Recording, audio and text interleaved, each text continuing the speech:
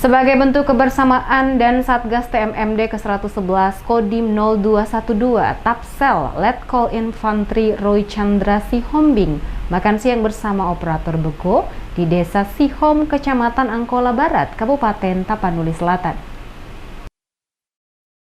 Sebagai bentuk kebersamaan dan Satgas TMMD ke-111 Kodim 0212, Letkol Infantri Roy Chandra Sihombing makan siang ala kadarnya bersama operator bego di lokasi pembukaan jalan. Segala upaya dilakukan agar target TMMD berjalan lancar. Semua berupaya termasuk dan Satgas TMMD ke-111 Kodim 0212 sebagai penanggung jawab semua kegiatan. Dirinya harus memastikan semua berjalan sesuai rencana, bahkan makan siang di lokasi pun tak menjadi masalah.